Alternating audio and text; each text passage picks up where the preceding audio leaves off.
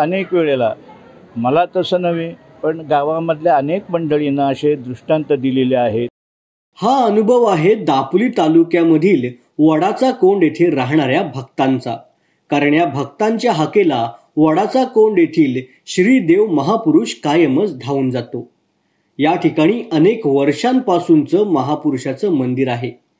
काही वर्षांपूर्वी मंदिराचा जीर्णोद्धार झाला, परंतु या वर्षी याच महिन्यात अगदी अनेक वर्षांपासून स्वयंभू असलेल्या या महापुरुषाच्या मूर्तीचे सुद्धा स्वरूप बदलण्यात आले. चला तर मग पाहूया नव्या मूर्ती स्थापनेचा हा सोहळा. अगदी 2 वर्षांपासून आतुरलेल्या भक्तांसाठी सोन्याचा क्षण उजाडला तो म्हणजे 16 तारखेला. कोरोनाचं संकट होतं, त्यामुळे 2 वर्षांपासून भक्तांना आपल्या देवाला पाहता आलं नाही. नव्या स्वरूपातील ह्या देवाचं या 16 तारखेला अगदी वाजत गाजत भजन कीर्तन करत मिरवणूक काढण्यात आली आणि अगदी उत्साहाच्या वातावरणामध्ये त्याचं स्वागत केलं गेलं, त्याचं आगमन झालं.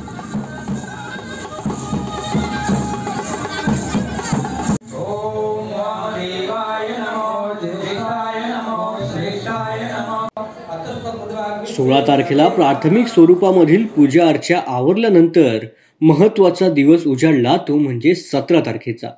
17 तारखेला श्रीदेव महापुरुषाच्या मूर्तीची प्राणप्रतिष्ठापना केली जाणार होती आणि त्यासाठी मोठ्या उत्साहाच्या वातावरणामध्ये आणि भक्तिमय वातावरणामध्ये सकाळी 5:30 वाजल्याच्या काकड आरतीपासून गणेश पूजनापासून विविध पूजांना सुरुवात झाली. महापुरुषाच्या ह्या पूजेसाठी म्हणजेच मूर्ती स्थापनेसाठी प्राण प्रतिष्ठापनेसाठी गावामधील 11 जोडपी हे स्थानबद्ध झाले होते.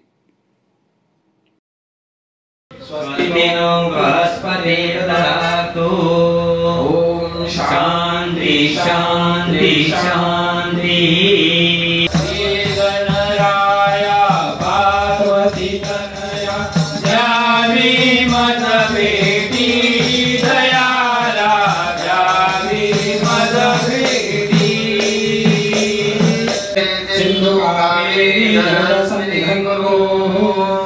श्री प्रधान कलशले मताभ्यो नमः.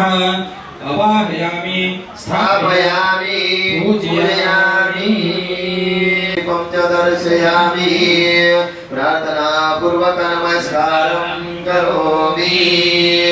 हर ओम श्री त्र्यंबकं यजामहे सुगन्धे पुष्टिवर्धनम् उर्वारुकमिव बन्धनान् मृत्युर्मुक्षीयमामृता.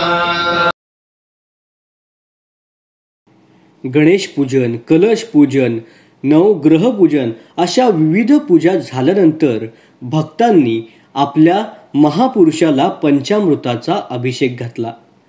महत्वाच्या 11 जोडप्यांनी देवाला पंचामृतांनी न्हाऊ घातलं, अभिषेक केला. त्याचबरोबर गावामधील प्रत्येक ग्रामस्थांनी आपल्या देवावर अभिषेक केला आणि कोरोनाचं संकट लवकरात लवकर संपू दे आणि पुन्हा एकदा नव्याने सर्वांना आनंददायी असे दिवस येऊ दे, हेच प्रत्येक भाविकांनी देवाच्या चरणी गाराणं घातलं. म्हणजेच महापुरुषाच्या मूर्तीवरती दुधाचा अभिषेक करायला मिळाला, म्हणूनच प्रत्येक ग्रामस्थाच्या चेहऱ्यावरती एक वेगळाच आनंद पाहायला मिळत होता. तर दुसरीकडे सुरू असलेल्या भजनामध्ये ग्रामस्थ तल्लीन झाला.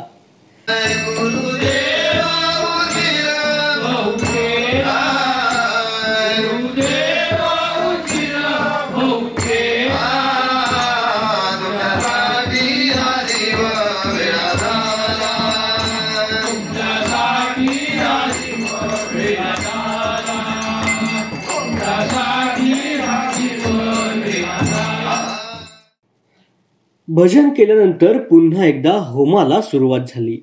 होम हवन केल्यानंतर महापुरुषाच्या मूर्तीची प्राणप्रतिष्ठापना करण्यात आली. प्राणप्रतिष्ठापना केल्यानंतर सर्वत्र एकच जयघोष झाला, तो म्हणजे श्रीदेव महापुरुष की जय.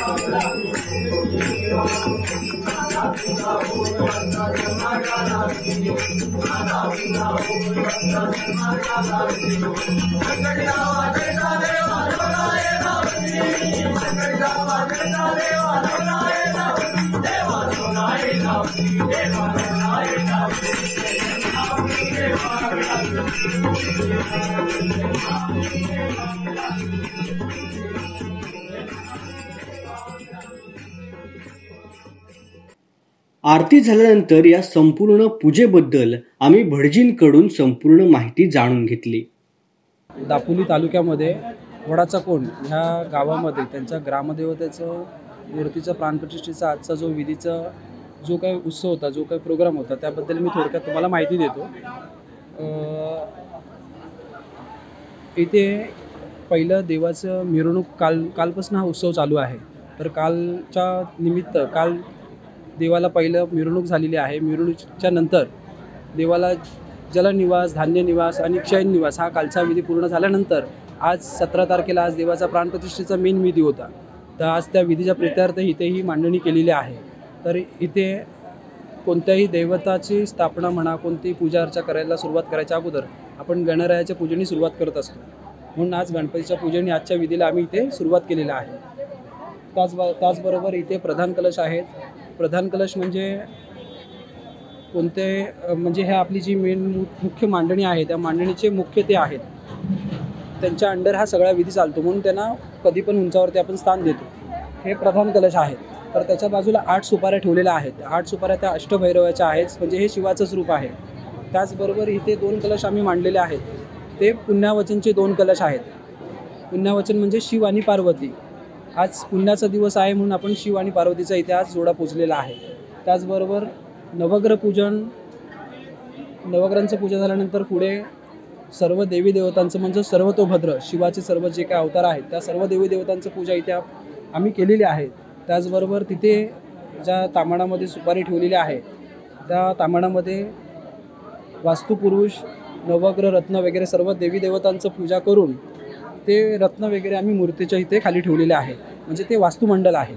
त्याचबरोबर त्या साईडला गेलं तर एक 64 कात्यानीचं पूजन आम्ही केलेलं आहे. त्याचबरोबर तिकडे पंचकलश, षोडश मातृका आणि नांदी समाराधना ह्या देवतांचं इथं पूजा अर्चा झाल्यानंतर ह्यांचे जे ग्रामदैवत आहेत, महापुरुष दैवत, त्या दैवतांना रुद्राभिषेक करून त्यांची हवन वगैरे करून ती मूर्ती हवनावरनं फिरून त्यांची स्थापना केलेली आहे. 2 दिवसांचे कार्यक्रम अतिशय भक्तिमय वातावरणामध्ये संपन्न झाल्यानंतर 3रा दिवस उजाडला. 3रा दिवस म्हणजे 18 तारीख. 18 तारीख म्हणजे त्रिपुरारी पौर्णिमा आणि दरवर्षीप्रमाणे याही वर्षी मंदिरामध्ये सत्यनारायणाच्या महापूजेचे आयोजन करण्यात आले होते. संपूर्ण दापोलीकरांनी या मंदिरामध्ये येऊन महापुरुषाचे आशीर्वाद घेतले आणि तीर्थप्रसादाचा लाभ घेतला. आम्ही ग्रामस्थांसोबत चर्चा केली आणि ह्या मंदिराबद्दलची आख्यायिका आणि त्यांचे अनुभव जाणून घेतले. दापोलीमधील प्रसिद्ध अशा वडाचं कोण या ठिकाणी असलेल्या महापुरुष मंदिराचं मूर्तीची स्थापना झालेली आहे आणि हा 3 दिवसीय उत्साह मोठ्या उत्साहाच्या आणि भक्तिमय वातावरणामध्ये सुरू आहे. परंतु हे मंदिर किती प्राचीन आहे, या मंदिराची आख्यायिका काय आहे आणि दापोलीमधील सर्व नागरिक श्रद्धेने या मंदिराच्या चरणी देवाचं दर्शन घेण्यासाठी का येतात, याबद्दल आपण थोडक्यात जाणून घेणार आहोत. आपल्यासोबत या वडाचं कोण येथील ज्येष्ठ नागरिक, त्याचबरोबर माझे नगरसेवक आणि ह्या मंडळाचे माजी अध्यक्ष आणि आत्ताचे सल्लागारसुद्धा आहेत. सर, तुमचं मनपूर्वक स्वागत आहे माझ्या कोकणवरती. काय सांगाल, ह्या मंदिराची काय अशी आख्यायिका आहे, देवाची काय काय, किती वर्ष आहे देव? पहिल्यांदा मी सर्वांना नमस्कार करतो आणि एक पहिल्यांदाच गोष्ट सांगू इच्छितो की आज जी माझी मुलाखत घेतो आहे तो माझा पुतण्या आहे आणि हा एक दुग्ध शर्करा योग म्हणावा लागेल. आता आपण विचारलेल्या प्रश्नाबाबत मी सांगतो. साधारणपणे आमच्या जन्माच्या आधीपासून हे मंदिर होतं. हे मंदिर म्हणजे त्याची अवस्था आता जे आपण स्वरूप बघताय आणि त्यावेळची अवस्था म्हणजे ते एक दगड मातीची एक घुमटी होती. साधारणपणे 2x3ची अशी घुमटी होती आणि त्या घुमटीमध्ये जी मूर्ती होती त्या मूर्तीविषयी कुणालाही काहीही माहिती नाही. म्हणजे आम्हाला ज्यांनी मार्गदर्शन केलं ते एक धनाजी फुलेकर म्हणून या गावचे आमचे त्यावेळेचे ज्येष्ठ नागरिक होते. त्यांनी ते या ठिकाणी यायचे, घुमटी लिंपायचे. आम्ही एक 7-8 वर्षाची मुलं होतो, त्यांचा मुलगा होता, मी होतो. आम्ही असे 2-3 जण यायचो त्यांच्याबरोबर. चिखलानी ते घुमटी लिंपायची आणि मग त्रिपुरी म्हणून 2-3 इथं वडाचं मोठं झाड होतं. हा संबंध एरिया व्यापलेला होता त्या झाडाने. त्या झाडावर मग 5-6 पंट्या लावायच्या. अशा तऱ्हेनं आम्ही त्रिपुरीचा उत्सव त्या काळी साजरा करत होतो. त्यानंतर हळूहळू परिवर्तन होत गेलं, आम्ही मोठे होत गेलो. पण देवळाविषयीची जी ओढ होती ती मनात कायम होती. म्हणून आम्ही पूर्वाभिमुखच जी घुमटी होती ती थोडी मोठी केली आणि हा चौतरा होता तो जरा लिंपून वगैरे व्यवस्थित केला, जमीन करायला सुरुवात केली या ठिकाणी. त्यानंतर निश्चित असं सणावली किंवा कालावधी असा निश्चित सांगता येत नाही, परंतु साधारणपणे 1968-69 साली आम्ही या देवळाचं म्हणजे या ठिकाणी जे गावचे नागरिक आहेत मनोज शिगवण त्यांच्या जमिनीमध्ये एक चौथरा होता. त्या चौथऱ्याचे जे दगड आहेत ते दगड या ठिकाणी आणले आणि आता जो आपणाला हा चौथरा दिसतोय हा चौथरा आपण त्या दगडाने बांधला.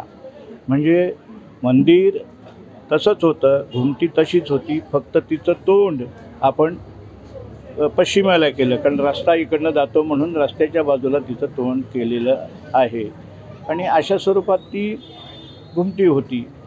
त्यानंतर आपण या बाजूला तोंड केल्यानंतर आमचे दादा म्हणजे रघुनाथ शिगवण आणि ही मंडळी नंतर त्यात लक्ष घालायला लागली आणि मग साधारणपणे ह्या घुमटीचं म्हणजे गावाला एक देऊळ म्हणून एक स्वरूप आलं आणि मग आम्ही ह्या देवळाचं बांधकाम हे साधारणपणे इकडं मंडप टाकला आणि आतली घुमटी आहे ती मोठी केली. अशा स्वरूपात आणि समोर त्रिपूर केला. अशा स्वरूपात ते हळूहळू वाढ झाली. त्यानंतर वेगवेगळे अध्यक्ष आले. मला तर त्यांचा कालावधी सांगता येणार नाही. मी अध्यक्ष होतो त्यावेळेला आम्ही ते रजिस्टर करण्याचा प्रयत्न केला, पण ते त्या कालावधीत झालं नाही. त्यानंतर हे मंडळ रजिस्टर झालं. त्यानंतर वेगवेगळे अध्यक्ष झाले. मी अध्यक्ष झालो, माझ्यानंतर अनंत रेमजी अध्यक्ष झाले, त्यानंतर मला वाटतं विलास शिगवण अध्यक्ष झाले आणि त्यानंतर आता हे रमाकांत शिगवण अध्यक्ष झाले. रमाकांत शिगवण अध्यक्ष झाल्यानंतर आम्ही एक चंग बांधला असा की काही झालं तरी या देवळाचं जे काम आहे ते पूर्णत्वास न्यायचं. मधल्या अध्यक्षांनी त्यांच्या परीने सगळी चांगली कामं केली होती. आणि त्यामुळं ते शक्य झालं. आणि हा उत्सव करायचा, हा उत्सव करताना आपल्या देवळामध्ये एक मूर्ती व्यवस्थित असावी आणि त्या मूर्तीचा शोध घेण्यासाठी साधारणपणे 2 वर्षे गेली. 2 वर्षामध्ये आम्ही वेगवेगळ्या ठिकाणाहून मूर्तीचे फोटो मागवले आणि मग सर्वानुमते ही मूर्ती सगळ्यांनी निवडली आणि त्या मूर्तीप्रमाणे आम्ही 2 वर्षापूर्वी साधारण नाही का 2 वर्षापूर्वी आम्ही ती मूर्ती पनवेलहून आणली. पण दुर्दैवानं मधल्या काळामध्ये कोविडचा कालावधी गेला, त्यामुळं आम्हाला हा उत्सव लांबतच गेला, करता आला नाही. पण आता सुदैवानं आम्हाला संधी मिळाली. आम्ही ह्या संधीचा फायदा घ्यायचं ठरवलं. बघूया म्हटलं काय तक्रार होईल ती होईल, आपण निस्तरू. सगळे आपले लोक चांगले आहेत, नियम पाळणारे आहेत, बघू. आणि त्या दृष्टिकोनातून आज हा आपल्याला एक अभूतपूर्व सोहळा आणि एक भव्यदिव्य अशी एक आतमधली मूर्ती आणि तिथं हे देऊळ अजून म्हणावं तितकं भव्यदिव्य झालं नाही. भविष्यामध्ये ही मंडळी कर्तृत्ववान आहे, हे निश्चित करतील असा मला विश्वास आहे. पण आमचं एक स्वप्न होतं लहानपणापासूनचं की या ठिकाणी मंदिर व्हावं, या ठिकाणी मूर्ती असावी. हे स्वप्न साकार झाल्याचं समाधान या मंडळीने आम्हाला दिलं, त्याबद्दल मी त्यांचा शतशः आभारी आहे. ह्या मूर्तीबद्दल आणि देवाबद्दल सांगायचं झालं तर असं म्हटलं जातं की अडीअडचणीमध्ये असणाऱ्या प्रत्येक गावकऱ्याच्या पाठी महापुरुष उभा असतो. अनेक अनुभव असे आलेले आहेत, काय सांगायला हवं? हां, तसे अनुभव आम्हाला लहानपणी आमच्या ज्येष्ठ माणसांकडून म्हणजे आमच्या चुलत्या म्हणा किंवा आमचे वडील म्हणा, आमचे काका म्हणा यांच्याकडून ऐकायला मिळालं की ज्या वेळेला कोणत्याही आणीबाणीचा प्रसंग असेल, भानगडीचा प्रसंग असेल, त्यावेळेला महापुरुषा धाव म्हणून नाव घेतलं की महापुरुष पाठीशी उभा राहत असे आणि त्यांच्यावरचं संकट हे त्यांचं तो निवारण करत असे, अशी आमची श्रद्धा आहे आणि आमचा अनुभव पण आहे त्याबद्दल. तसा अनेक वेळेला असं म्हणजे झालेलं आहे की काही अडचणीत आम्ही सापडलो होतो. म्हणजे बाकीच्या आर्थिक किंवा अशा अडचणीत नव्हे, रात्रीच्या आम्ही अशा ठिकाणी अडकलो होतो आणि आम्हाला रस्ताच सापडत नव्हता. त्यावेळेला आम्ही महापुरुषाचा धावा केला. मी आणि आमचे कृष्णादादा पुलेकर ते शिक्षक होते. आम्ही दोघेही त्या खाणीच्या एरियाकडे गेलो आणि आम्ही तिथं अडकून पडलो, तिथल्या तिथं फिरत राहिलो. पण ज्यावेळेला आम्हाला लक्षात आलं अरे महापुरुषाचं नाव घेऊ, आणि आम्ही महापुरुषाचं नाव घेऊन सही सलामत त्यातून बाहेर पडलो. असे जुन्या माणसांचे सुद्धा म्हणजे बायका लाकडाचे भारे आणत किंवा वरंडी आणत, त्यावेळेला संध्याकाळ झाली तर त्यांच्या पाठीशी बरोबर कोणतरी आहे असं त्यांना नेहमी जाणीव होत असे. अशा प्रकारे त्यांना म्हणजे तो पाठीशी सदैव उभा असे. आता मी आणि मनोज शिगवण एकदा आम्ही हायस्कूलवर बसलो होतो. आम्हाला संध्याकाळी साक्षात अशी समोरनं जाताना ते दिसले. आम्ही घाबरलो, लहान होतो तसे आम्ही घाबरलो आणि आम्ही पळत सुटलो घरात. पण नंतर सांगितलं तर ती आमची चुलती वगैरे म्हणाली ती बावाची फेरी होती आणि तो काय आपल्याला करणार नाही. अशा प्रकारचं त्यांनी अनेक वेळेला, मला तसं नव्हे पण गावामधल्या अनेक मंडळींना असे दृष्टांत दिलेले आहेत आणि पाठीशी तो सदैव उभा राहिलेला आहे. आणखी दुसरी वैशिष्ट्यपूर्ण सांगायची गोष्ट म्हणजे या ठिकाणी जे भाडोत्री येतात राहायला आणि ते भाडोत्री ह्या देवतेची मनोभावे पूजा करतात, ते या ठिकाणी भाड्याने राहतात पण ते 10-12 वर्षात स्वतःचं घर जागा घेऊन या ठिकाणी बांधतात. हे एक वैशिष्ट्य म्हणावं लागेल आणि हे या देवाचा चमत्कारच म्हणावा लागेल. असा एक आमचा अनुभव आहे. नक्कीच भक्तांच्या हाकेला धावणाऱ्या या महापुरुषाचे नव्या मूर्तीची प्राणप्रतिष्ठापना आज झालेली आहे. पुढील वाटचालीसाठी आमच्या चॅनलतर्फे तुम्हाला खूप साऱ्या शुभेच्छा आहेत, मंडळाला खूप साऱ्या शुभेच्छा आहेत. नवनवीन उपक्रम अशाच पद्धतीने तुमच्या मंडळामार्फत घडत राहू ही सदिच्छा. धन्यवाद. धन्यवाद. 3 दिवस सुरू असलेल्या या भक्तिमय वातावरणामधील कार्यक्रमाची सांगता सुंदर अशा भजनांनी करण्यात आली.